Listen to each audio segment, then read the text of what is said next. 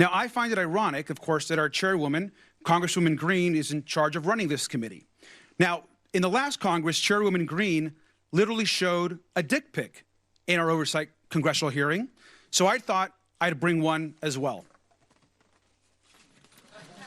Now, this, of course, we know is President Elon Musk. I want to hear why, but do you think that calling Elon Musk a dick is effective messaging for confronting what is a potentially irreversible transformation of the U.S. government?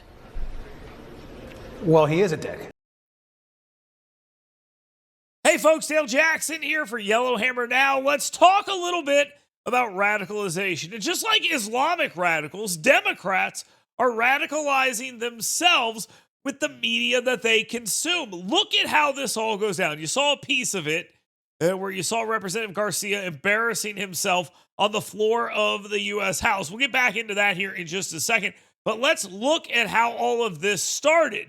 First, you have this same member of Congress appearing on MSNBC and telling the host, hey, I'm going to be at this committee and I have no desire of working with the Department of Government Efficiency. I'm there just to cause problems and be an ass.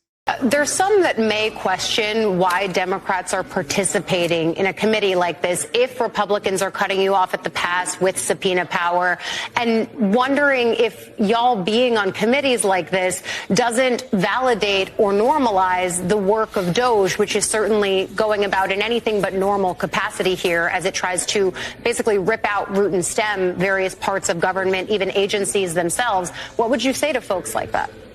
Yeah, I would say that first, I have zero interest working with Marjorie Taylor Greene, our chairwoman on this committee, or the House Republicans on this committee to help them with anything as it relates to DOJ. What we're there for and what we're there to do is to fight, to push back on the lies, to bring attention to what's going on right now at our agencies, and to make sure that people know that we are going to fight every single day to ensure that we get Elon Musk out of our private information. So he acknowledges he's not going to work to actually make the government better, root out waste, all this other stuff. Instead, he's there just to be a pain. Well, he decided to do just that, and here's the longer version. Now, I find it ironic, of course, that our chairwoman, Congresswoman Green, is in charge of running this committee.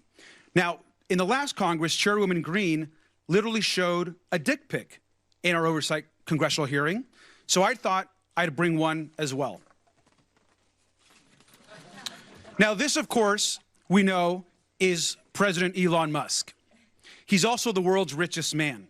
He was the biggest political donor in the last election. He has billions of dollars in conflicts of interest, and we know that he is leading a power grab, also abided by and encouraged by Donald Trump and, of course, the chairwoman, Congresswoman Green. But I also want to run through what DOJ actually is going to do. It's a demolition plan that's going to run through our government. So he goes on television, says, I'm going to do something. I'm going to be a pain. He goes and is a pain. The media then praises him for that. You have some public opinion as a wind at your back. Let me share this. Musk is very unpopular based on the latest polling. This is from YouGov. He's at negative 19 percentage points among moderates. He's at negative 18 percentage points among independents. And overall, all respondents, he's got a negative 9% approval rating.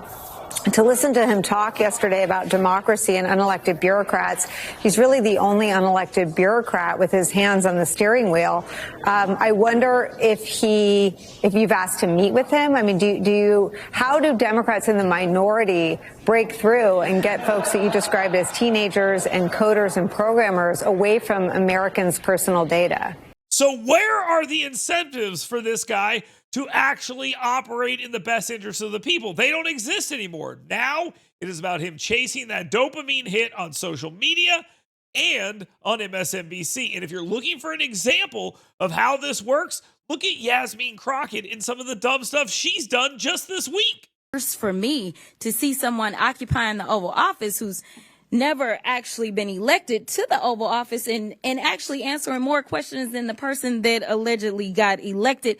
But for whatever reason, this is the first time we're having a Doge subcommittee hearing, and that guy's not here. Instead, we have y'all. So I do want to thank you for coming. That's what's happening right now. I am tired of the white tears. Listen, if you are competent, you are not concerned. When I walk into Congress every single day, you know why I don't feel away and why you can't make me doubt who I am? Is because I know that I had to work 10 times as hard as they did just to get into the seat. When you look and you compare me to Marjorie Taylor Greene or me to Lauren Boebert, there is no comparison. And that is the life that we have always lived. So the only people that are crying are the mediocre white boys that have been beaten out by people that historically have had to work so much harder. This is why they don't want us to have education.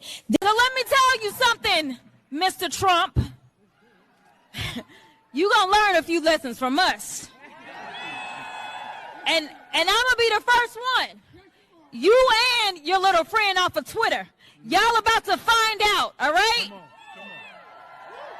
Now, because for whatever reason, we had a guy that went in, and you talk about people invading our data. Listen, people said that they were upset about TikTok, but I'm upset about the guy that runs Twitter, who for sure is doing nefarious things, because I don't understand, if you are trying to conduct audits and figure out where the waste, fraud, and abuse is, I don't know why you would go to some tech guy. In fact, it was only techies that were sitting there at inauguration. We didn't have auditors. I would welcome auditors to come in and do forensic audits. In fact, he sat there in the Oval Office yesterday and he admitted that he was lying, and he was using his propaganda machine to do it when he said that we sent millions of dollars to Gaza for condoms. That was a lie. So let me tell you something. The gentlelady's time has expired. It's time for the us gentlelady's to do our time job has expired. and rein in this rogue actor known The gentlelady's as time has expired.